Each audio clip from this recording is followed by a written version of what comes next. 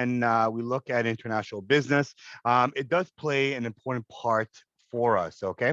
Primarily because what we do and how we do it, we normally are making things abroad. And of course, everything that you own, more or less, even though it can be made in Canada, there's some part or item that's involved in the global business, okay?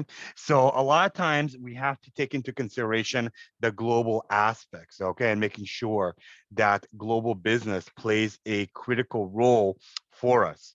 So what we're going to be looking at for today is we're going to be looking at the fundamentals of the business in the global environment. Basically what we're saying, international business, right? So in many different characters, there are a lot of companies out there that do some formulation of international business, okay? Most of the time, we either import items to the country, meaning we bring items from abroad to our country in order for, our items to be sold and consumed, or the other way around, of course, where we export the items, okay? Where there is a market for Canadian products made in Canada, produced sometimes even in Ontario. We bring it, we make it, and then we ship it somewhere else, okay? That is international business.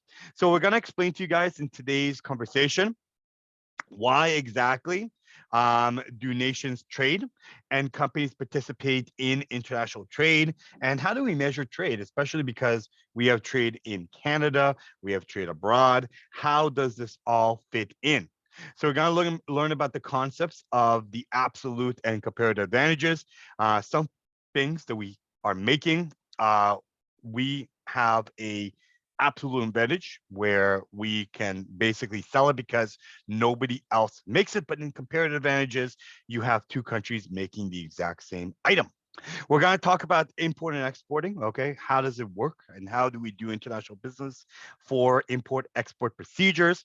Talk a little bit about explaining how companies enter the market, especially the international market, through other means. It doesn't mean that you just bring a product in, ship it to another country and deliver it.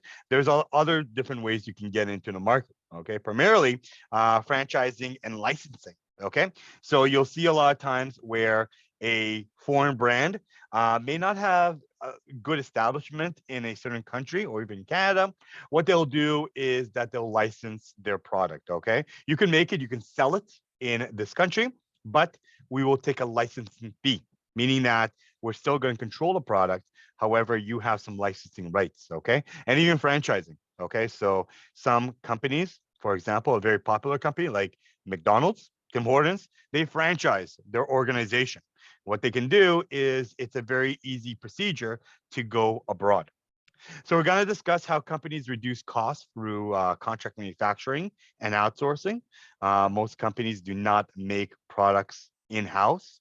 They give it to another company, and talk to you guys about culture and legal political differences. So last week we talked about a SWOT analysis. Today we're going to talk about a PEST analysis, and a lot of things that we talk about: political, economical, social, which is kind of cultural and beyond, and then also technological. They have differences between countries that will formulate a challenge, and usually it will mean the success or failure of an organization. So we'll talk about the various initiatives designed to reduce international trade, trade barriers, and even promote free trade. And inevitably, what we're going to be doing is talk about how globalized business is going to be a big part of our daily lives. Now, let's guys, international business, love it, hate it, depends on how you see it. The whole world deals with one way or the other in international business, okay? The way it works is very simple. If you can see this chart, it's a little bit uneven, but it's kind of a flow that we put in where you look at the whole world, all right? And you have foreign households on domestic goods and services that we have what is given into that country. And if they have more items, normally they can export it. Okay, so let's assume we're selling, a vegetable. That country is going to be satisfied with all that's needed. And what they do is they will go out there and try to sell it to the markets for maybe a better price, for maybe a better service, or for the fact is, especially in agriculture, we simply do not have it in our country. Why? Well, look outside, guys. It's snowing. It's winter. We need fruits and vegetables, and we cannot grow it in this environment. So we go to other countries and we tell those other countries there is a market out there in Canada, and if you would like, we would like to buy some stuff from you for a good price. And you go, okay. So what you do is you go to a company, and that company is the firm. The firm is going to buy it. All right. And of course, the government will step in. The government will be hopefully able to assist you through making ports, through taking taxes, making sure it's a healthy product. Okay. You don't want a fruit that will not only bite you, but also try to kill you. And you want taxes. Okay. So you get all these items. The company will go in. Your company will hire you. Okay, you are now a household in the country, and of course that company will bring it in. Normally, they would need some investments to get the financial markets in it. They have to pay the interest rates and profits. They usually go back to the government. Then, of course, they hire you. You pay the taxes. The government is happy, and then, of course, you do it all over again. Okay, it does look a bit worrisome, does look a bit off, but basically what we're saying here is that in order for us to have international business, what we need to do here is we need to work a way where a company is finding a need out there in the global market. Once they do find a need, they go out there and they try to exploit that need. And when they do exploit that need, the goal that they want to do here is that they want to be able to go abroad and be able to officially calculate the items all together. Okay. So a lot of times when we are going to calculate those items all together, the idea that you want to be doing here is making sure that the company is being invested, that there's support by the government, and of course they need you to be employed by it. Okay, and then when that happens, that company, let's say it imports items into the country, it can also export the items. Okay, meaning that it could send the items into a new country. Okay, and by that means it could be able to send it out without a problem and eventually be able to not only buy items abroad, but when we in Canada have too many items, we can actually sell it. Okay. So it does make sense in a way. It does look a little bit off. It's like, well, why are we depending on other countries? And the major issue is that why do we trade between other countries? And there's a lot of reasons behind it. Not not to say the least. Nations do trade because a lot of times nations have something that we don't. Okay. So there's no national economy that produces everything. All right. So when you look at everything you buy, okay, you have things that could be made in Canada. All right. You have, of course, items that are domestic. All right. So you can make a car in Canada. You can make entertainment in Canada, service in Canada. All right. Look at, for example, our school. All right. Our school is produced, even though we are a service, we are produced in Canada. All right. Can we sell abroad? Sure. But again, we have things that we still need. Okay. So nonetheless, of course, we buy items and then we have, beyond our needs, we have wants. And the wants tell us that, we want more things. So you walk into a mall, and malls have literally things that are just add-ons, okay? Things you don't really need. Makeup, jeans, designer clothes, mittens, all right? Food sometimes, and all these other items. And those items sometimes are made abroad, okay? And of course, we cannot produce everything, okay? Again, why can we not produce everything? Well, let's go and to one of our favorite stores in the mall, Dollarama. All right, everything in Dollarama should have been $1. Now they're lying to us. But in Dollarama, no, most of the time it is a dollar product. Okay, so because it's a dollar product, or now it's $5, it's very, very cheap to make. all right? And even more so, it's very, very cheap to bring in, okay? So they do not or cannot bring all the items all at the same time. So what this needs to be done is that it needs to be imported, okay? And most of the items are made in Dollarama are brought from another country, okay? And the reason is, well, we can still make a profit, we can still be able to bring it in, and we can still be able to satisfy the market, okay? So it means, can we make, for example, you know, very economical toys? Sure, we can make it in Canada, but you have to remember that if you make a certain amount, times it by how many workers you need to have, times it by the overhead, it turns out that you cannot simply sell it for under $5. Okay. That's where you have another country that could make it for cheaper. And of course, what happens is that you have an open market where goods and services are made. Okay. So very simple. Importers are there when we buy the items. The importers will buy the items and will buy the items from other countries. So who are the importers? The stores. They, either the stores or their distributors, they have a network in which they are able to go in, purchase the items, and give it to us at the same time. Then, of course, we have exporters. Exporters are from other countries. They sell the item. And the goal here is that we want to be able to sell items and be able to make a transaction. Okay. And where is the middle ground between why we trade? Very simple, guys. It's an enormous monetary value. There's so much money going out there, okay? When you look at some of our products that we sell, sometimes our products, we sell it for an X amount. And the reason why it becomes very, very important is because we could still make a good profit, okay? So it means that when you look abroad, let's say, I'm just throwing numbers here, guys. Coca-Cola, okay? Its current market is $70 million, but its foreign international operations are 200 million. Okay.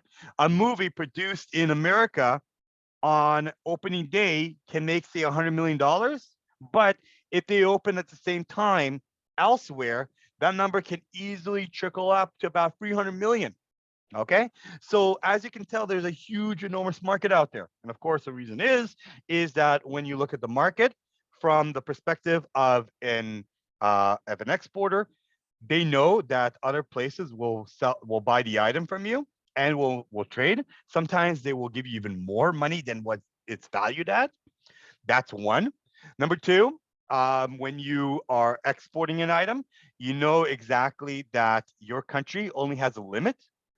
So in Canada, our limit is 40 something million Canadians. Outside, you have a potential new market. Okay. Take a look, for example, for China. China has roughly over 1 billion individuals. Out of those individuals, you have 200 and so million people who are considered the middle class. Okay. Middle class China makes around 250 million people. That means 250 million people in China are considered the middle class, which means that they can purchase the same items that normally we buy in Canada. All right. So all of a sudden, you see that they have a first for everyday items like cars, shoes, designer wear, and beyond. Okay. So that's why countries trade. Countries trade on the basis that there is a market out there and that there is going to be a potential market that you need to get. So what we get a lot of times is we get, of course, what we call the absolute advantage. Absolute advantage is when a country has the only source of a item that we need, and that's the only country that does it. Okay, meaning that any other country that tries to produce it cannot, because that country is either a specialist or it has natural resources that a country does not have.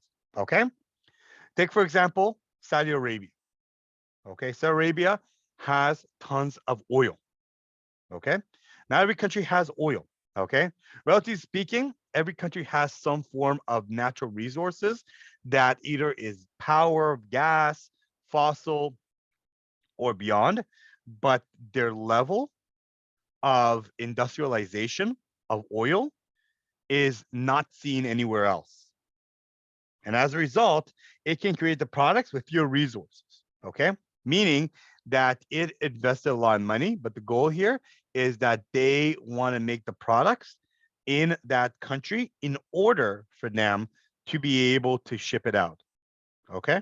So again, when you look at oil, there are places out there, for example, Saudi Arabia and Venezuela, that has so much oil that they want to give it as a benefit to their people. How? Well, when they do export it, they become really, really wealthy and are able to create a welfare state out of their goods. Okay. In fact, some of these countries, they're selling oil, okay, in their domestic market for just under about 10 cents a liter. Okay. Last time I was in a pump, it was $1.50 liter Canadian. They will sell it for about 10 cents, 2 cents a liter, which is next to nothing. Okay. That's luxury. All right. But when you think about it, some of these countries might have some drawbacks. For example, in Venezuela, it's very expensive to own cars.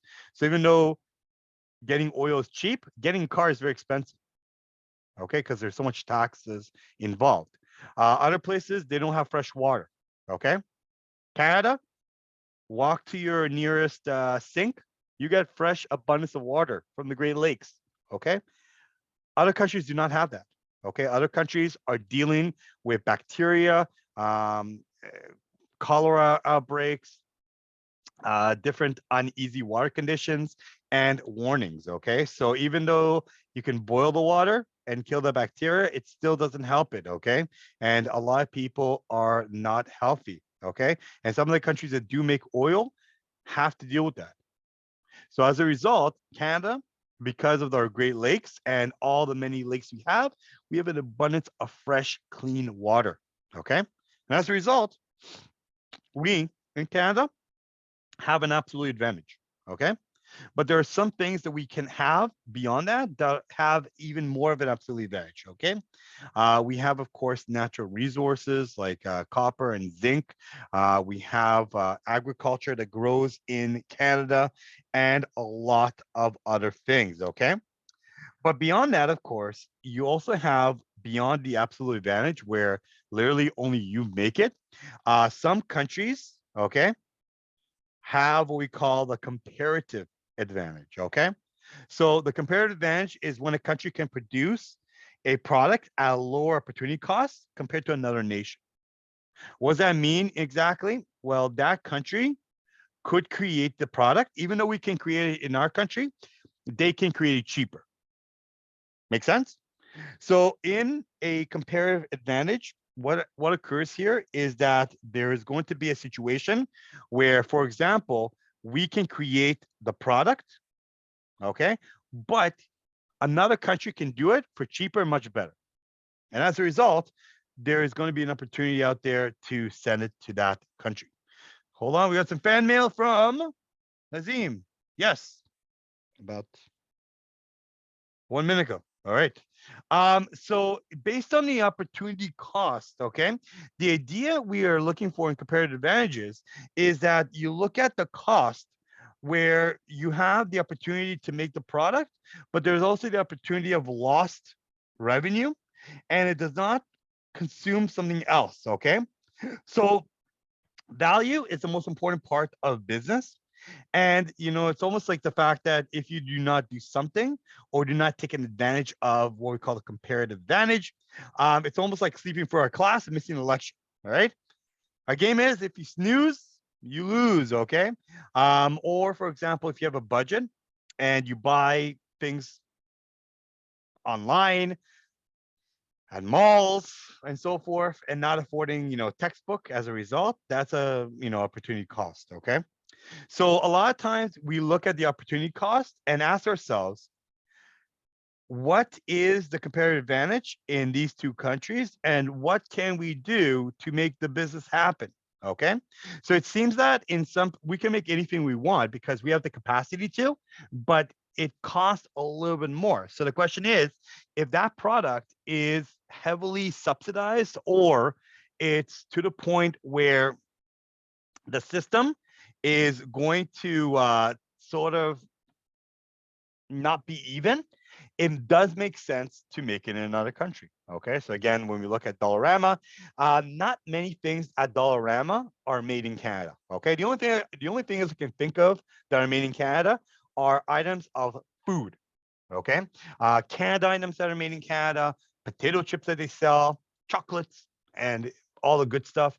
They're all made in Canada. All right, they're made cheaper, but they make so much of them that they can sell it. Anything else in Dollarama is made in another country because of comparative advantages, meaning that we could make it in Canada. We have the abundance to make it in Canada.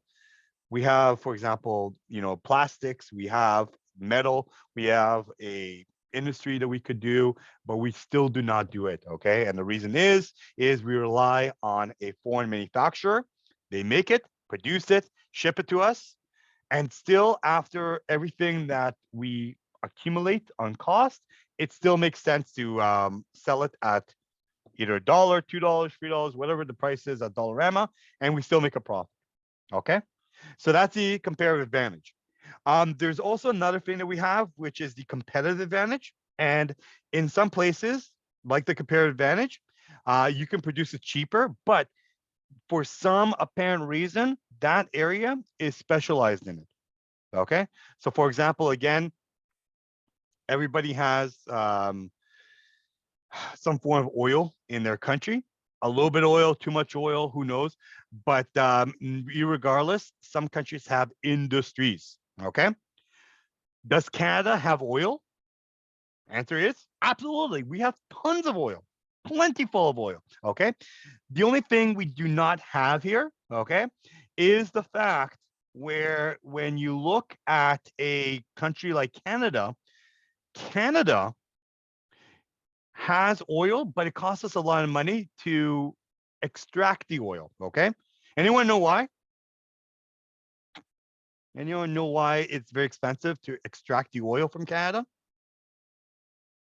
You heard about it? Nope.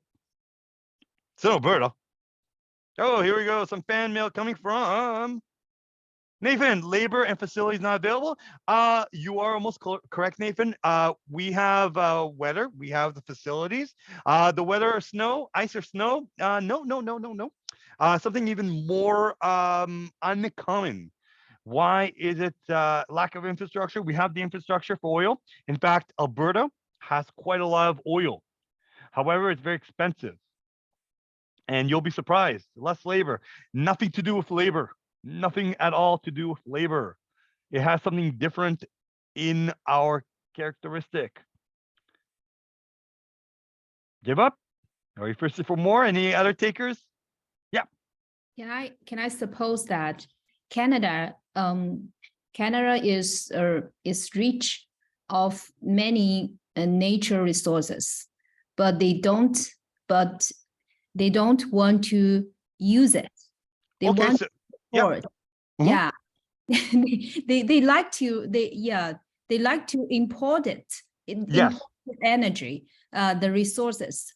They Sure. keep them. Yeah, they keep for, I think it's for future. Yeah. That's called reserves. And yeah, we have reserves. Okay, we keep it for the future. Yeah. However, that's not the only reason why there's not a comparative advantage here. It is close. It is close. And a lot of people are mentioning land ownership and history. The end result here, guys, is that in Canada, it is more expensive to produce oil because we have something called the oil sands. Okay. What this means is that sand, okay, like in the beach, mixed in with oil. And what you have to do is you have to take it, decompound it, put like a new chemical, separate the sand with the oil, and then have it reformated. Okay. Meaning that it has to go through a process until it gets to crude oil. And then when it gets to crude oil, then of course we can ship it out. So here's the thing that's crazy about Alberta, okay? So because of the sand oils, what happens here is that if oil per barrel is over a certain amount, then it makes sense for us to do it. If it's not, then we take a loss. Okay, so right now, and I'll just show you very quickly, guys. I'll give you an analysis that I have right here. Let me open up my website. Okay, so the analysis I want to show you here is how much oil costs right now as we're talking. Oil costs per barrel. Okay. In March or even today, expiration date, it's around $72 a barrel. Okay. So because of the oil sands that look like this right here, these basically are oil sands and they dig deep in the earth. Okay. And they extract the oil. Okay.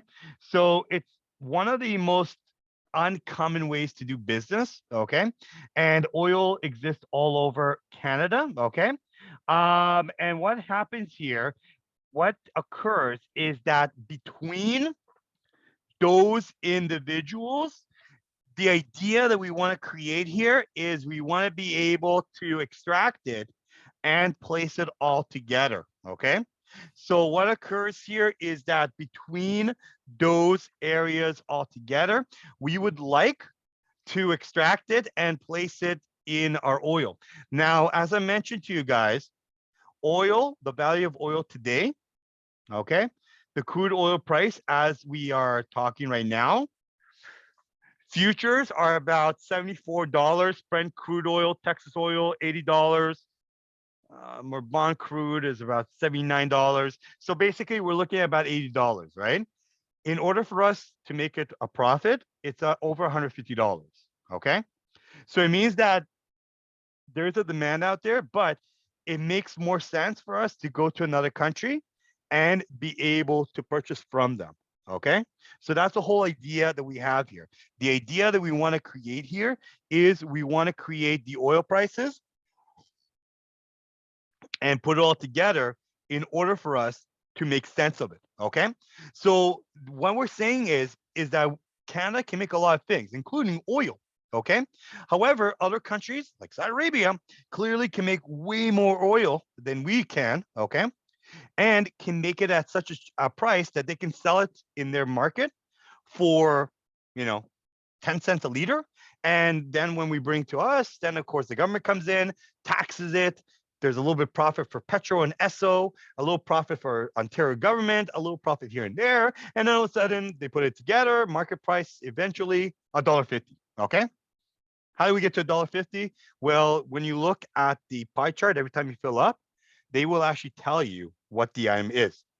So what occurs here, guys, is that when we have absolute advantage and comparative advantage, we also deal with the competitive advantage, where some places, even though we can make it anywhere, they are actually specialized in it and people will buy from them. Okay. So for example, let's look at liquor. LCBO. Okay. You want to buy some wine. You want to buy me some wine. Who knows? It's Valentine's Day coming up. I know who has a crush on me. But if you ever want to buy, wine is a very weird thing to purchase and buy. And the reason is that when you buy wine, usually you can make wine anywhere. In fact, I have a backyard, and in my backyard, there's about 3 or 4 trees that produce grapes. They have yeast on them, and at the end of the season, I just pick them, I ferment them, and I make my own house wine. Okay, I can make wine. How do I know about wine? Well, my father did wine, my grandfather did wine. It was passed on. Okay. However, some countries are specialists in wine. Any countries you guys can think of?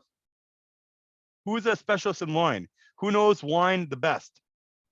Friend. France, of course. France, Grace. France knows wine good. Yes. Anyone else? Italy, yes, Italy and Sicily, they're very specialized in wine. Spain is good in wine. Germany in a way. California is specialized in wine. Even in Ontario has a wine region called Niagara on the Lakes. They specialize in wine. But I'm telling you guys, I can make you wine for free. Maybe just pay me $1 or $2 for the bottle. I can make you wine. Okay. But they have a competitive advantage here. Okay. That they are specialized in it, and they know how to make it. They have an infrastructure. They work with Canada. They pay government taxes, and as a result, you can make wine anywhere. In fact, when I drive to work sometimes, I cross by Woodbridge. Woodbridge has its own wine company. Doesn't mean it's the specialist in wine, but they can make it anywhere. Okay. But in our case, they make it specifically in those areas. And that's why we buy from them. Okay. Another thing that's interesting, something you can make homemade, not your call, but you can make fragrances, perfumes, colognes. Okay. Those things, all it is, guys, I'm not lying to you. It's basically a nice, very fancy bottle, some alcohol, some fragrance, some scents, put it in, you mix it up, they bottle it, they put the label on it, and then they sell it to you. Okay. You can make it anywhere. But if you look at fragrances, there's only 2 countries in the world that specialize in fragrances, and everybody goes there. Who are those 2 countries? Look at the I bottom. think one of them is France. One of them is France. You are correct, Nassim. The other one? You actually answered it in the first one. Starts with an I. And you eat a lot there? Italy. Italy is also big with, yes, Australia, you're right, for wine as well. You're right, Nathan. But when you look at Italy and France, they specialize throughout, the last 500-600 years to make these perfumes and colognes. Okay, so you have all these companies, American companies like Tommy Hilfiger, German companies Hugo Boss, Polo, Diesel, Ralph Lauren, Calvin Klein. They will sell, and this is outsourcing, they will sell their products, their items, or their name. They will bottle it, and literally it costs maybe $10, $15 to bottle. But because of the name, they will now up it now to about $85, $100, and then sell it to you at duty frees and the Bay. Okay. What is perfume, guys? Perfume is alcohol mixed in with some nice scent. Advertised with your favorite actresses and actors, Johnny Depp, Julia Roberts, Chanel, and everybody. They put it nicely and they sell it to you. That's all it is. Okay. And as a result, they have a competitive advantages. Irregardless, guys, out there in the market, we have a choice. We can have an opportunity cost, or of course, we can have the division of societal decisions that we make. Okay. So remember, guys, irregardless, when we talk about international business, we have what we call the individual decision, where we have our own decision that we make, and we have a choice if we want to buy an item or not. In the case of international business, it's mostly need in most cases, because we need oil. If we don't have oil, we don't have energy, and we cannot move cars and heat our homes. Okay. But in most other cases, it's a choice. Okay. Individual choice. So for example, saving money on a daily basis for lunch, making your food at house can create an opportunity for you to save for a vacation. Okay. So that's an individual decision. Does everybody else do it? We don't know. Okay. What if you do not go out for the next 8 weeks? Okay. Every week you go out, 8 weeks in total, you save $100 because you do not go out. And as a result, you save money. Okay. That's a choice. Same thing, of course, when we go out there and we buy international products. They are a choice for us. Okay. And beyond the choice, we also have societal decisions that we make where the whole society decides if we need the product or not. So for example, the products are deemed not safe, or they do not pass a government regulation of some sort. What occurs is that they will not be able to sell. Okay. So when we look at the society as well, things like healthcare and universal health systems, the cost is very expensive for us. And the idea here is, as a society, we put together a situation where it's more important for us than, say, regulations of the environment or national defense, because we as a society decide that this is how we would like to do the business. Okay. So the same thing goes in international business. International business, we look at decisions, both individual and societal decisions, and then we're able to decide what we want to buy and when we want to buy it. So the question now is, how do we measure between nations? And the most easiest part is that when you look at all the value of everything you export from the country, minus the value of your import, you then receive a trade balance. Every country has a trade balance, okay? And as you can tell, countries that are in the middle of nowhere, countries that have very little agriculture, very little manufacturing, and even more so natural resources, they normally have a trade balance, okay? And their trade balance is not good, okay? They will have a negative trade deficit. What this means, guys, is that they import more items than they export more items, okay? So for example, again, let's go back to the World Wide Web here. When you look, for example, of oil, sorry, not oil, the trade balance of Canada trade balance, what you will see is we're in a minus, okay? So I'm just gonna show maybe macro trends about the trade. Yeah, I need this one. So as you can see here, Canada posted a trade deficit of 40 million, meaning that in November of 2022, the last time it was shown, we are in a trade minus, okay? Is that good or bad? Well, not the end of the world, guys, nothing to worry about. Most of the time, we may be in the plus because we definitely bring in more items. But in many cases, sometimes, guys, what we deal with is we deal with a trade balance because we export a lot of things, but we also import a lot of things, okay? A country that usually doesn't have a minus trade balance, okay? And a good example we talked about is, again, Saudi Arabia, okay? The Saudi Arabia trade balance, look at it, okay? On average, it's a little bit on their currency, is a little bit in the plus. The reason is that they export so much oil, all right? And because oil costs a lot of money, they have what we call a surplus, okay? A huge surplus, okay? Amounting close to $123 billion per year, okay? So this means that even though they need cars, they need clothes, they need entertainment, they need everything, Saudi Arabia still has a lot of oil and they have a huge trade balance, okay?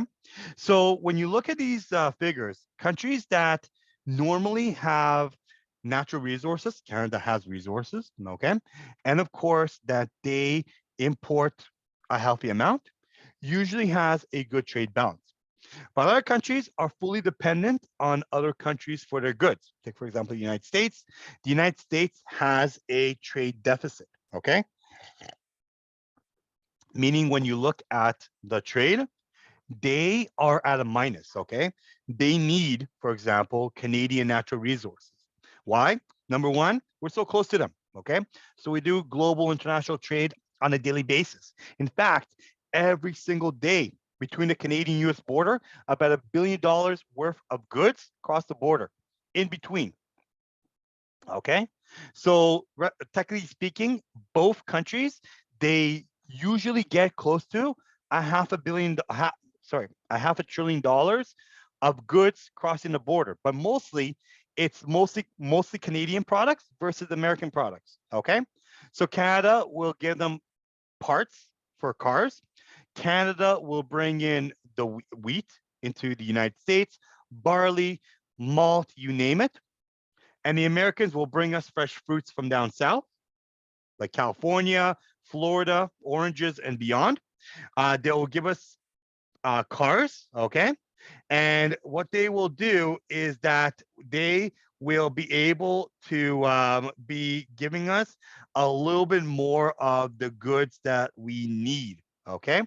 And as a result, we have a trade balance going on with this country, okay?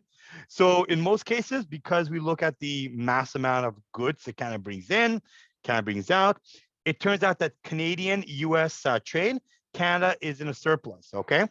$300 billion versus $200 billion, okay? So we're at $100 billion extra. but it still doesn't change the question. Canada deals with all these other countries. There's 191 nations left. They do all these businesses together. They work with, of course, Mexico and China, Taiwan and Japan, Chile, Costa Rica, and beyond. So as a result, when you look at the whole number, Canada might be at a deficit, okay? Nonetheless, the reason why a deficit might not always be the best is because we have a balance of payment, meaning that when we do trade, we owe some other country some money, okay? And because we owe them money, what we do is we have the difference between the total flow of the money coming into our country, meaning people buy items from us and transact, versus the total money coming out of the country over, say, a period of time, okay? So in this particular graph that I want to show you, more because we buy more products from foreign companies than we sell to foreign organizations, and consumers must import more than export, the gap between what we spend and what we sell take into reflection the balance of payment, okay? That can show you exactly that in the exporting, we export an X amount, but we import more items, okay? And as a result, the balance of trade seems to go down, okay? Is that bad? Well, it depends on who you talk to, okay? For many people in finance, they say, well, we owe another country money. But think about it another way, okay? You as consumers get better products. You as potential employers be able to get an opportunity. We talked opportunity cost. You will get an opportunity cost to go out there and utilize some of it, okay? So for example, when you are importing, Japanese or Korean car companies, all of a sudden there's an industry out there, okay? They need to create freight forwarders. They need to create shippers. They need to create servicemen. They need to create all these small little gadget agents and dealers, okay? And that creates an economy in Canada, okay? All of a sudden, items are brought in, they create an economy, okay? So if 85% of Dollarama is imported, it's not the end of the world because it still employs quite a lot of people, all right? Dollarama easily has 10,000 Canadians working for them in the head office, in distribution, regional offices, and nonetheless at the stores, okay? So this gives us an opportunity to create a lot of good things, okay? Also, remember that in this balance of payment, we take into consideration the big factor between bringing goods in and out, but we don't take the factor of other things, which is foreign investments, support, foreign aid. Maybe the country is not a developing country. Tourism sometimes does not go in, okay? Tourism is a service. So when you go into a new country and you spend money in that country, you bring money into that nation as well, okay? So again, it relates to national and currency of values, and nonetheless, of course, these gives us opportunities to do international trade. So what are the opportunities of international business for us? For international business, we do import and exporting. We import products that we need, that there is a market out there, and then we export a product out, okay? An item that is in demand, okay? So again, look at Canada, all right? We mentioned that France is good for wine, or sorry, Italy is good for wine. France, it's good for perfumes. What's Canada good for that another country can make? Anyone know? Well, turns out that it might be something you might really want. Jackets. Yes, winter jackets. Canada is specialized now in winter jackets, okay? Really expensive, high-end winter jackets.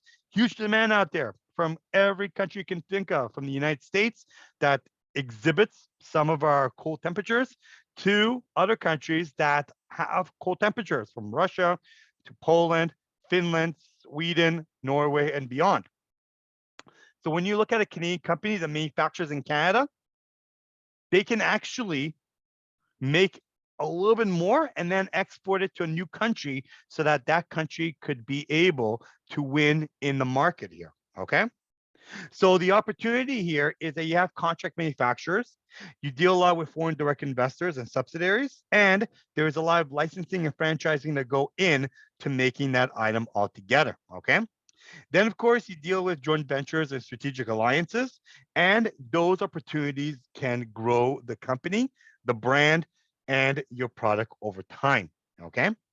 So a lot of times, where does the business go to? Okay. A lot of times, if you look in the last, say, 10, 15 years, developing countries receive substantial less foreign direct investment than developing countries because developing countries are growing. But in 2009, things changed. And a lot of times, developing countries, those that are in China and India, receive more global foreign direct investments than ever before. And by 2014, foreign direct investments, or FDI, in developing countries actually surpassed foreign direct investments in developing countries for the first time. Okay. So this means, of course, that in some cases, we have developing countries that are emerging as a big player in international business. Okay. So that means there is more opportunity for business and for what we call the multinational corporation. Multinational corporation, better yet known as MNC, is basically a company that is established in one country that operates in another country. Okay, many companies that you know and love operate in many countries altogether. Even Tim Hortons. Okay, Tim Hortons operates roughly in about a dozen countries right now, from England, Spain, Canada, of course, United States, Australia, Dubai, India. They have a organization that is in multiple locations. Okay. Same thing when you look at Nike. Nike has a development situation in over 100 countries. Okay. And what they do a lot of times, they focus in their own aspect on operations, product and marketing, or working in regional organizations that could support the growth of that product in that country. Okay. So is multinational corporation good or bad? Well, some people like it, some people don't. Okay. In defense, in support of multinational corporations, they bring cheap products and products that are needed in the market. Okay. They develop the market. They give us economic support. Okay. They increase our cross-cultural understanding, making sure that we can develop and hopefully evaluate where we are. And there's good things about multinational corporations, but also bad things. Okay. They focus on relocating to locations where they may harm the environment. They may work in areas that have no regulations. Working conditions in their plants might be bad because in Canada, we have rules. Everywhere else, we do not have rules. And that's where ethical comes in. Okay. We also deal with relocating jobs. And sometimes when you are closing a position in Canada, that means you have to relocate in another location in another country altogether. And that can harm your organization as is. Okay. All right. So what we'll do right now, guys, let's take a break. Okay. The time right now is 1:25. Let's take a 10, okay, to 1:35. And when we're back, we'll talk more about the global business environment, as well as other inputs and what it means to do trade in a new country. All right. Be back, and then we will restart. Okay. See you in 10 minutes. Enjoy your break. Any questions? No, thank you, Professor. Thank you. All right. Take a break.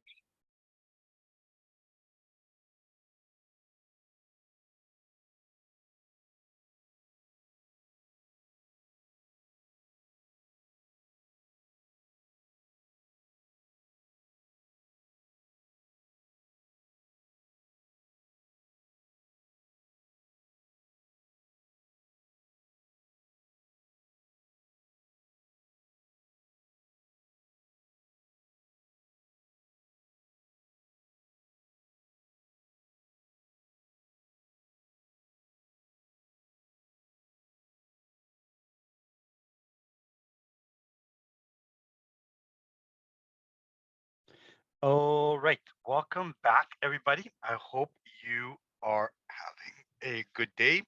And this particular class is of interest to you. Moving forward, I want to talk about the business environment that propels us to do international business, of course. And when you look at the international business environment, we have to understand that there is a global goal that propels us to do business abroad. Okay.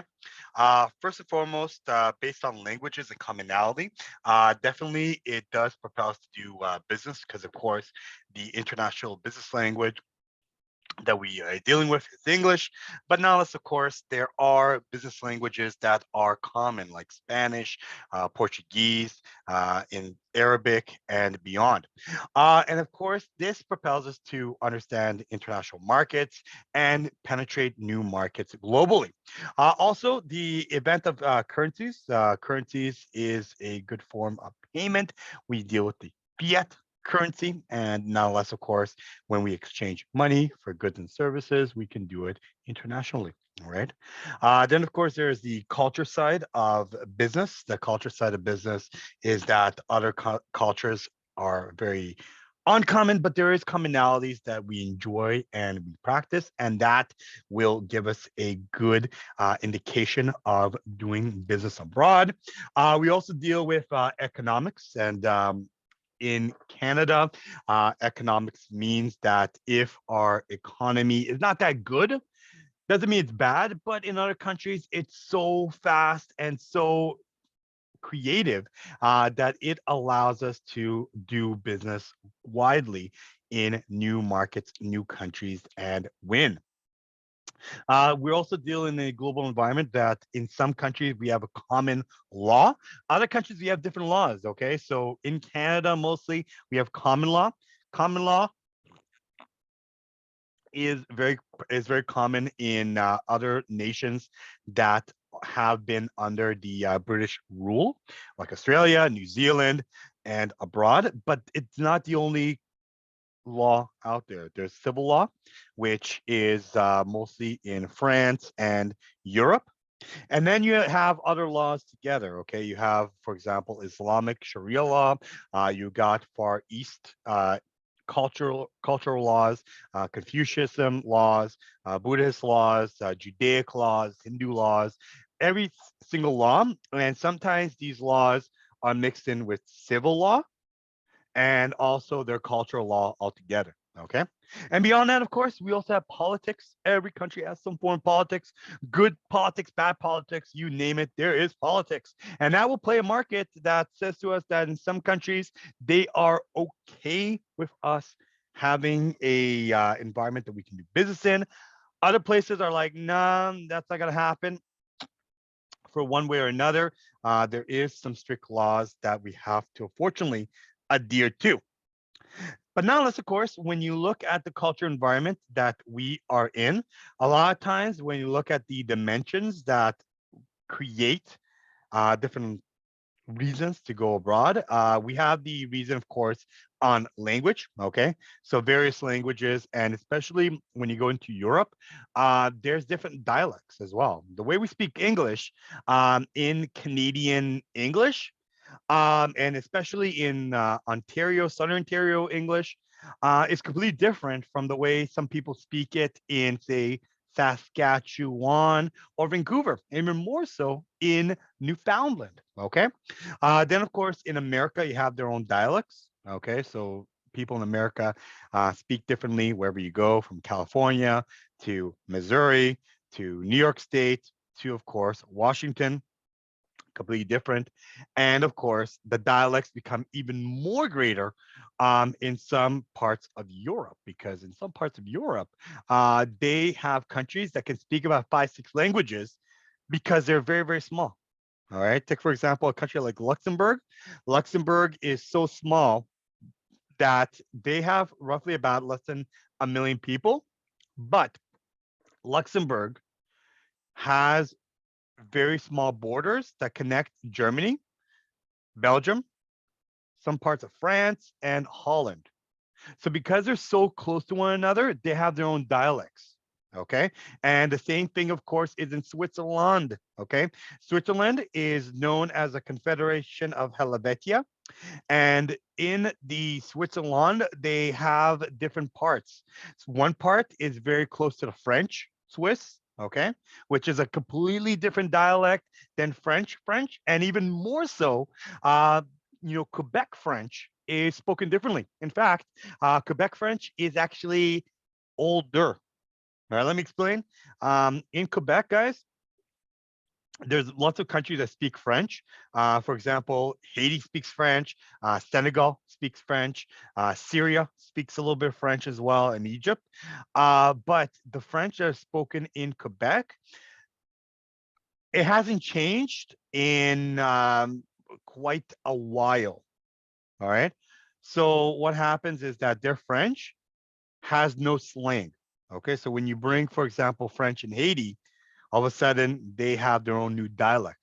What was there before the French came in and what is there now, a mix. But in Quebec French, they actually speak it like it's the 1600s. Okay. So it's a little bit off. And when people in France hears someone in Quebec speaking French, they immediately think that that person is either, making fun of the language or does not understand it. But that's how they speak it. Okay. They speak it like it's the 1600s. So we have a lot of loss in translation where sometimes you think they may say one thing and they may say another. Okay.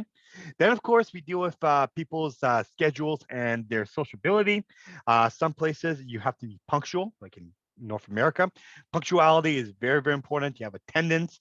And of course, you have the fact that people's time is important. Okay. So that's where I respect your time. You respect my time. Our class is every single Monday and Wednesday, 2 hours, and we cannot go over. All right. So you have to respect your time. I do not want to spend 5 hours teaching this class today, and you do not want to be here for the next 20 hours. So again, we have to make sure that we respect each other's time. But some places they do not. They are okay to be late. Okay, take for example Central America and South America. Lateness is a part of their culture. All right, and they even see somebody who comes punctual as being threatening. All right. If you are told to come at like 12:30, 12:30 doesn't mean 12:30. Come whenever you need, but do not come at 12:30 sharp. Okay. We may not be ready. I may not even be there. And sometimes you may have to wait for about an hour or two until we do business. Okay. Other cultures are very high low context cultures. So some people they want to get to know you. They do a lot of chit chat. They'll sit down with you doing business internationally and ask you about your family. Ask you how is life in Canada. Interrogate you, ask you all these questions, but they will never get to the end result. And what happens a lot of times is that in most cases, they will ask you all these questions, but never understand why. While others, of course, what occurs is that there is going to be a better situation out there in which some people just want to get down to business without anything else. Okay. Then, of course, you have the communication side. Some people are reserved, meaning that they keep it to themselves. They don't give you a lot of space to talk. And other people are animated. They will be creative. And that's how you will do business. So on the economic environment, guys, please remember that there is a lot of deciding on if you go into a new market.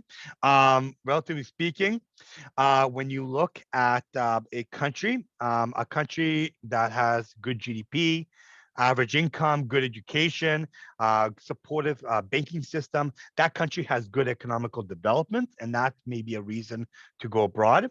Other times, you may have currency valuations and exchange rates, variations of national currencies, causing volatility and exchange prices. And of course, they will have a lot when it comes down to international business. And even the legal systems in a new country, things like duties and taxes, the legal system in that country is supportive, regulations and rules, all these things come together and play an important part for us, okay? And then, of course, the foreign corruption practices. In Canada, we have the Corruption of Foreign Public Officials Act, meaning that in Canada, it is illegal to sort of embezzle or bribe a foreign official.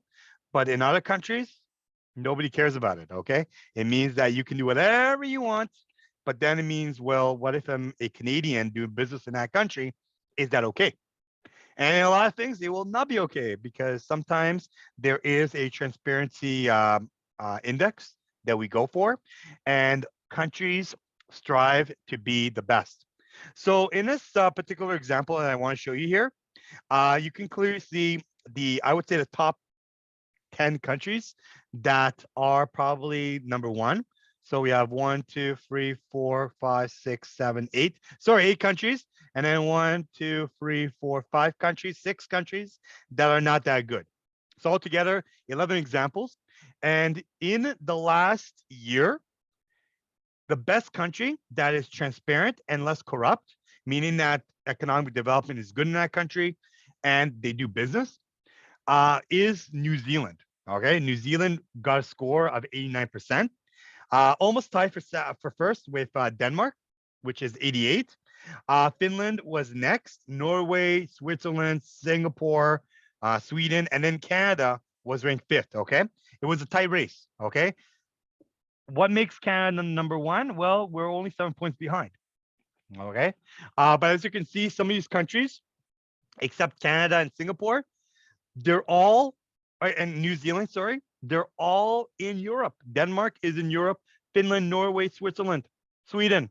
Not only just in Europe, they're in a specific part in Europe, okay? Scandinavia and Northern Europe and North Central Europe, okay? Why is that?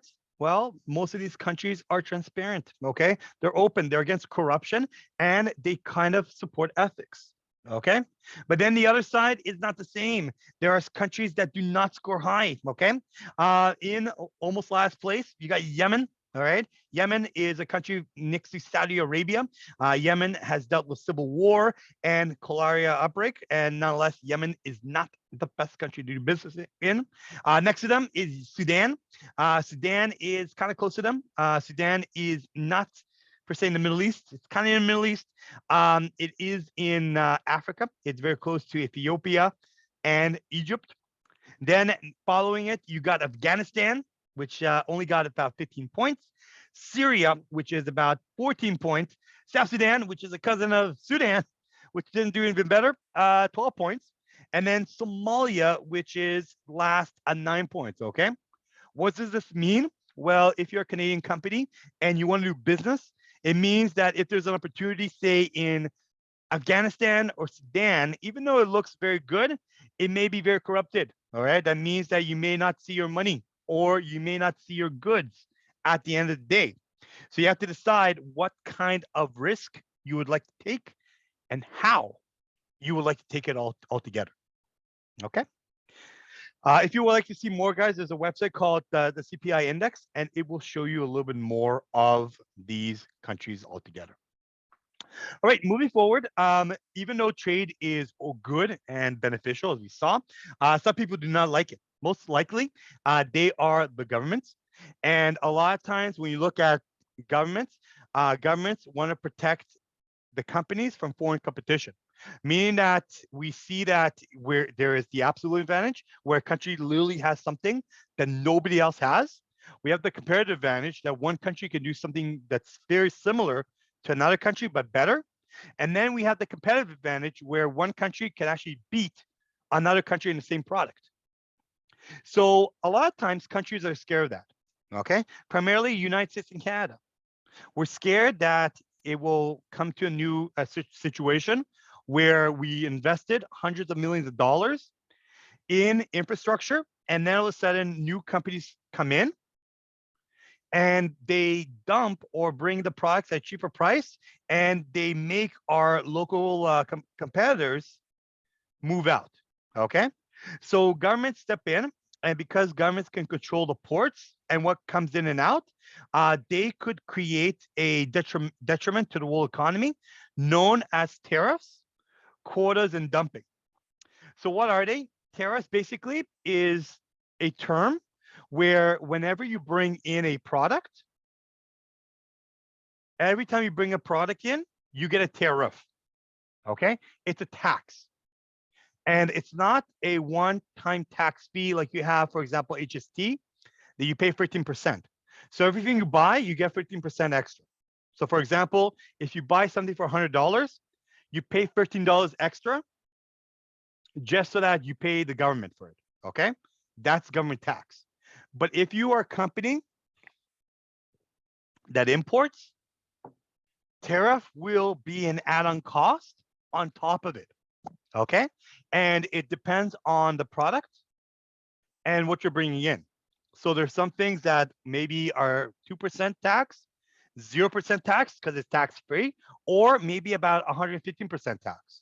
Okay, so you have to figure out exactly what they are. Okay, so coming back to liquor and wine, France could make the product cheaper.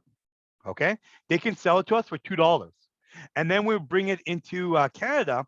That means that Canadian growers of wine will have a hard time selling it because they cannot sell it for $2.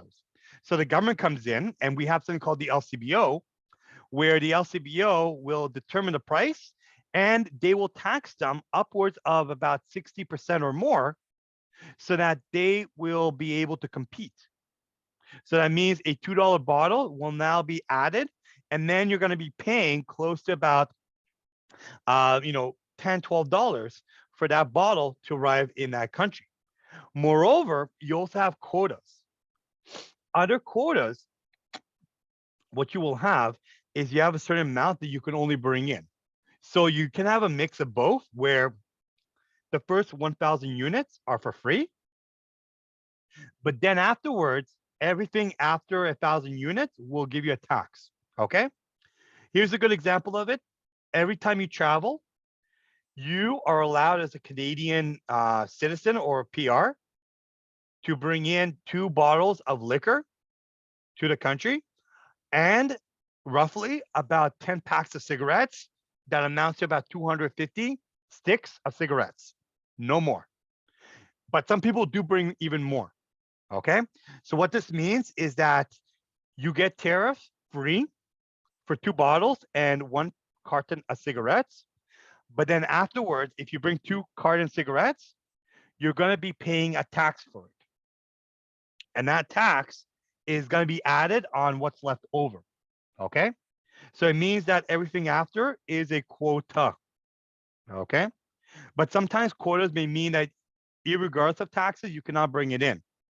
And the reason why we have quotas and taxes is because there are dumping.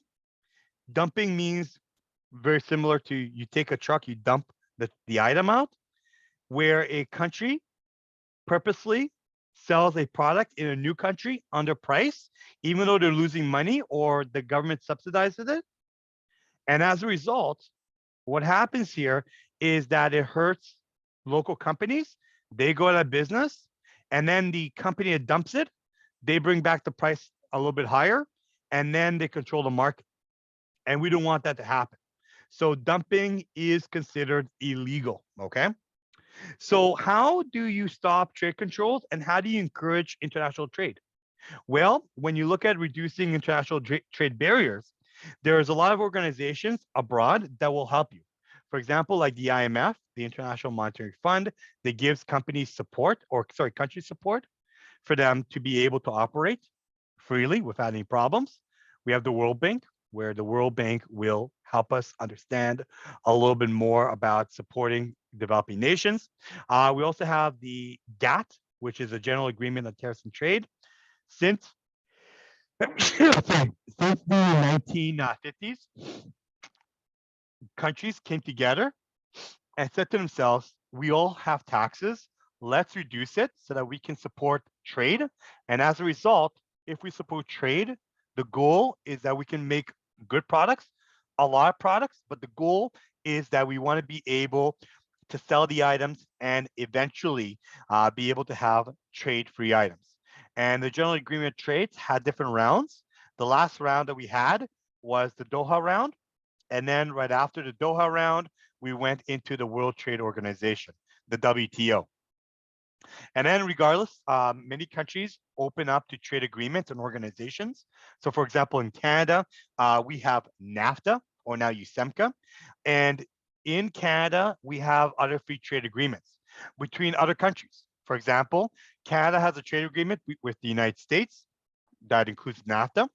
Canada has free trade agreements with Costa Rica, with Chile, with Israel, with Jordan, with Morocco, with also some of the European Union, and with the Pacific Rim. Why? Because we want to have a strategy. Okay, so in Costa Rica, right now it's 32 degrees, and they grow a lot of fruits for us. And as a result, because we cannot grow items in the winter, we bring it in from Costa Rica. Okay, same thing in Chile. Chile right now is in the summertime. When Chile goes into their winter time, they will knock on Canada's door and say, Canada, we need fresh fruits and vegetables. We'll give it to them. Canada, we need, snow jackets. We'll give it to them. We need boots. We have them. Okay. So basically in the summertime, when we do not sell the items, we will have a trade agreement with Chile with no taxes, where we can send the item to that country and be able to get some of the market forces because of that. Okay.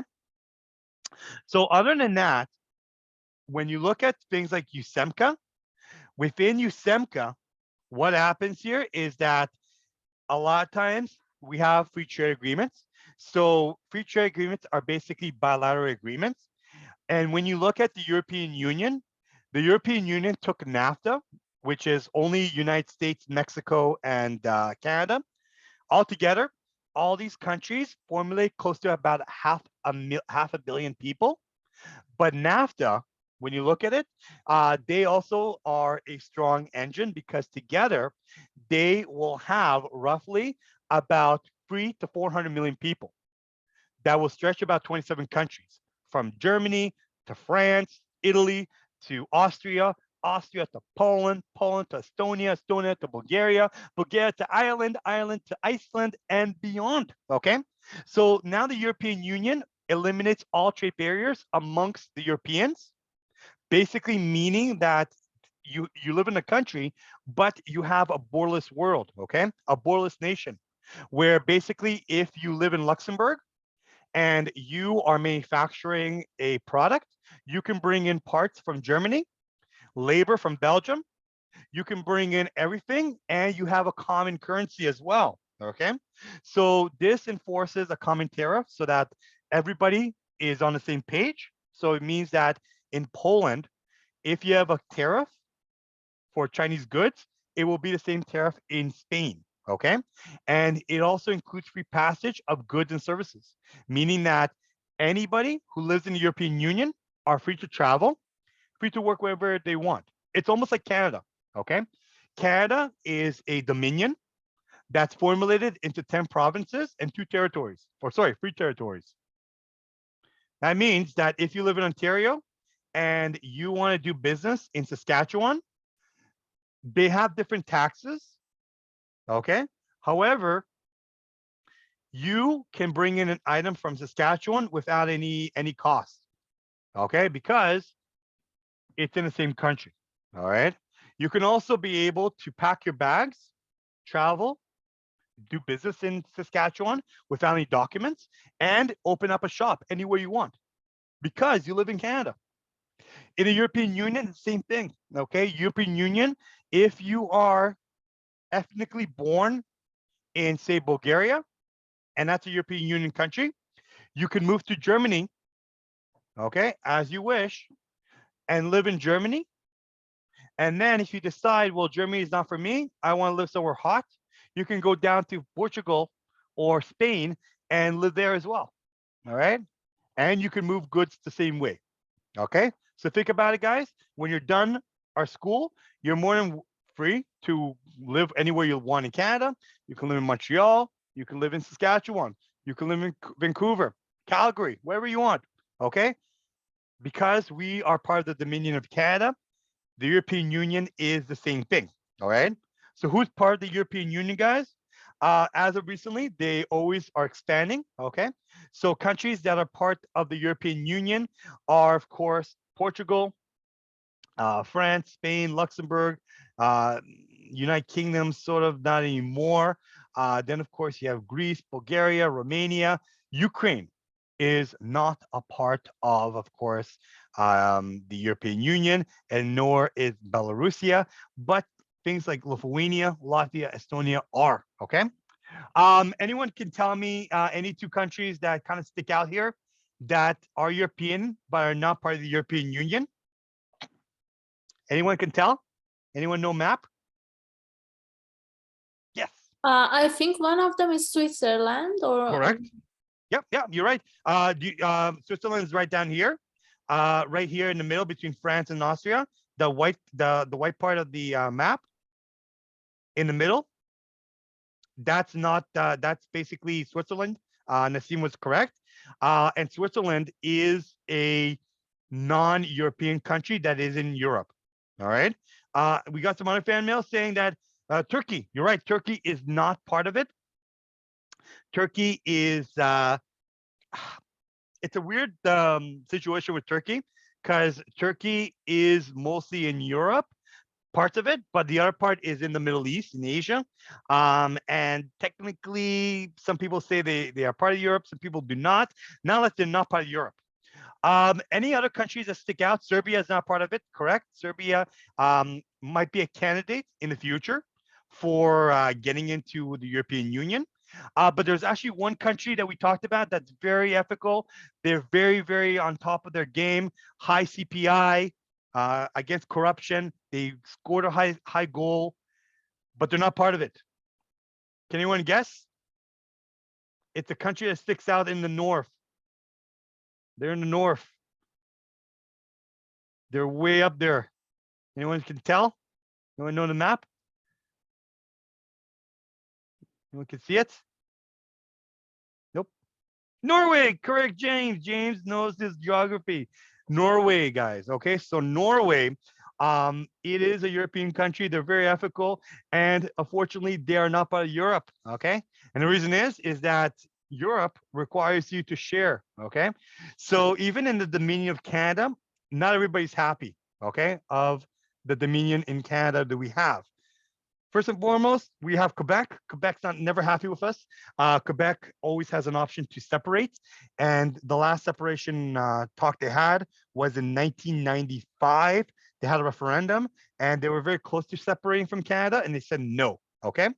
Then you have other countries, other provinces that are a little bit iffy with us.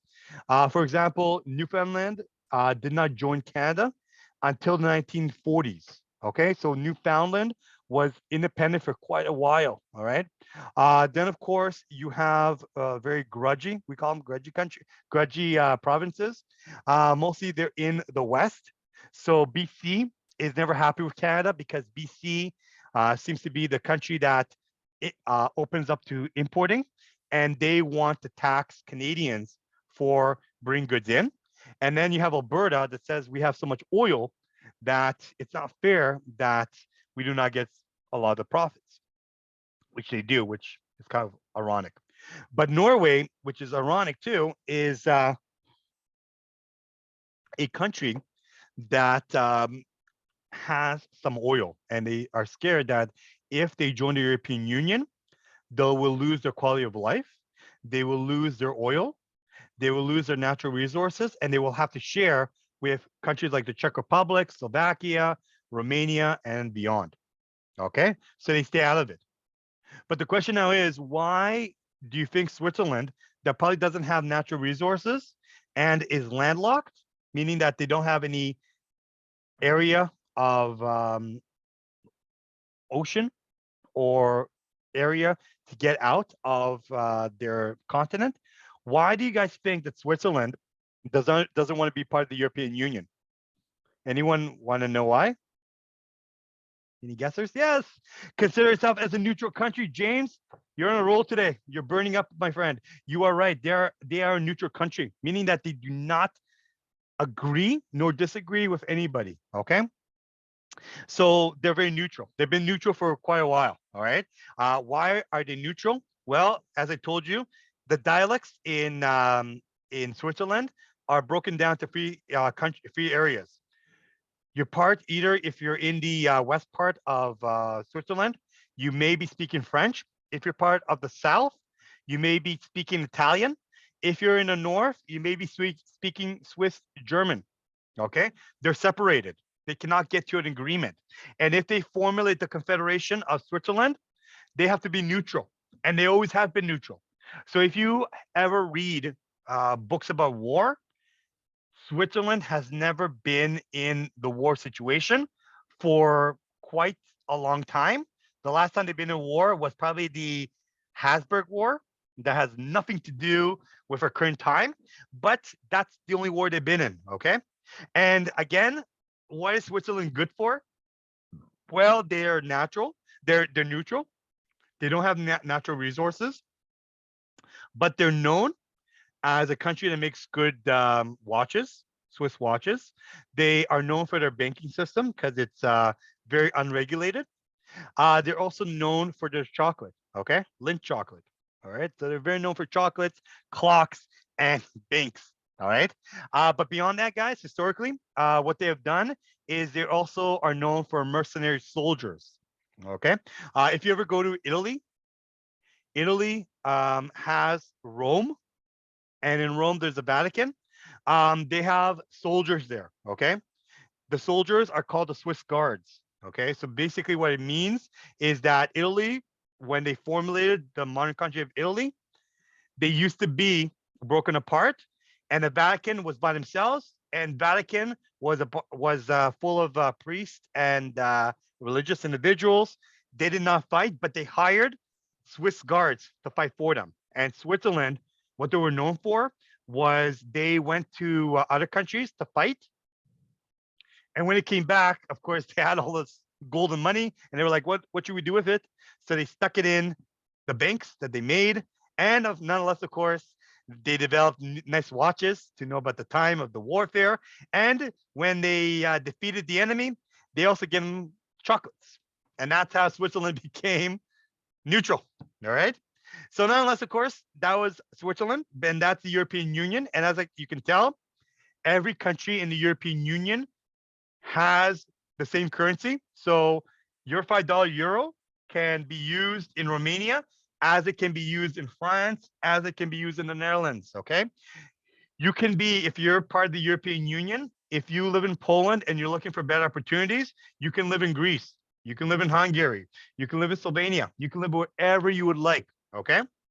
That's the key of the European Union, and European Union allows these countries to be independent. Okay, they can run their own, free will, like we have, of course, in Canada. Ontario government can have their own free will. So, for example, we, as a college, we're being run by the government of Ontario. Okay, there's a ministry in Ontario called the Ministry of Education and colleges, and that's who we deal with. Okay, we do not deal with the government of Canada. Okay, so the same policies that we have in Ontario will not be the same in BC, as it won't be the same in Quebec, which has CEGEP, as it won't be the same in Halifax or Manitoba. Okay, but in the European Union, they have a federal European government, which is located in Brussels, and they send their representative to Brussels so that they can do business with them. Okay, so basically the head office, the capital of the European Union is Brussels, and Brussels is also the capital of Belgium, and they formulate government there, all these countries, and they create the rules, the regulations, and beyond. Okay, guys? All right, moving forward, guys, some key takeaways that we talked about today. We talked about why countries trade. Why do nations trade altogether? We mentioned the balance of trade, okay, and what it is and how we deal with it. We talked about how we get paid, the balance of payment, which is the currencies that we deal with. Multinational corporations, where countries have these organizations, they formulate, and then, of course, they are allowed to do business abroad. And not less, of course, we have global businesses and the environment, culture environment, and the impact that we are dealing with. We deal a lot with trade controls, okay, on how we are dealing with different variations, free trade and trading blocks, and making sure that those trading blocks will be there. And of course, making sure that international business is an important part, not only of your education, but maybe of your future, right? Because you definitely do some form of international business one way or another, like it or not, okay? Our clothes, our technology, they come from somewhere else, and we do have to appreciate it and enjoy them. All right. Any questions about today's conversation? Yes, Nassim.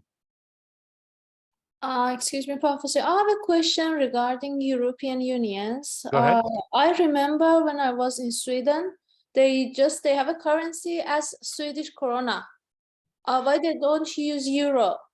Yes, because they have not integrated yet. Oh, okay. So it takes time to do so, okay? Some of the countries, they are not supportive of using it. They may have a system that they use both. But some countries, for example, they may have joined later. So it may mean that unfortunately they did not integrate yet. But sometimes their currency is very strong, so they want to keep it. Okay, thank you. You're very welcome. Any other questions? We got some fan mail from, oh, yep, we got some fan mail from James. James says, if we are in a country which has very high rate of trade deficit, what kind of strategies can we do to make the trade balance? Well, James, good question you mentioned here. One of the things you can do is create horrible taxes that are going to be very high. And as a result, it will make revenues so you can offset it. One way, okay. Another way, of course, is you can make countervailing duties where specific countries will pay extra duties because they are not trading fairly, okay. And the last thing you could do, of course, is try to create a quota. Only have a handful of products that you can bring in. But please remember, James, even though we have a trade deficit, it doesn't mean that's bad, okay? People say it's bad. But think about it. If I give you more products, there's more opportunity and there's more transaction. So as a consumer, you are definitely a individual that can handle it pretty well. And in the other side is that there is also going to be a situation in which possibly you're also going to have a understanding that it can create industries for you, okay? So when you take, for example, the car manufacturing, Canadians make cars. We don't make our Canadian cars, but we make cars for the Canadian market, Chrysler, Ford, and so forth. When a foreign manufacturer brings their car in, they compete, okay? And a lot of times we tax them. So that's why, Hondas are more expensive in the market. But when you look at it, they also give us a benefit where it employs people.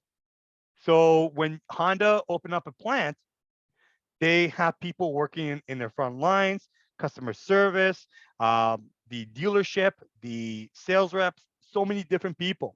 So when you look at Honda Canada, they literally have 10,000 people who get paid, who are supporting our economy and are making, trade prosperous. Okay.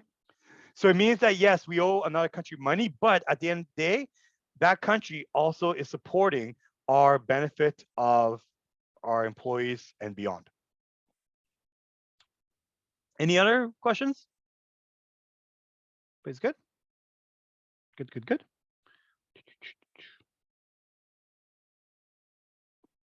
Okay. All right. If nobody has any further question, guys, I am done for today. We have about 15 minutes left. I'll stick around should you need any further adjustments. I think I need to talk to one individual. But now let's, guys, if you are done, have yourself a merry of a good day. And I'll see you guys here next week. Or sorry, let me go back. I'll see you guys here on Wednesday, 10:30 to 12:30. You know where it is. Same place, same time. Please stick around and we will be here. I got a heart. Oh my God, there's Valentine's Day coming. A heart for a heart. Thank you, Dons. I hope you enjoyed the class. Thank you for the kindness. And I wish you guys a good one. Okay. Stay safe, stay warm, and I'll talk to you very shortly. Thank you, Nathan. All the best. You too. And I gotta speak to that one person. 1 second. Rajbir, you here? Rajbir, Mr. Singh. Rajbir, let me see if I can put him in here. Put breakout rooms. If he's here, I'll add him. If not, so long, everybody. Have a good one. Stay safe, stay warm.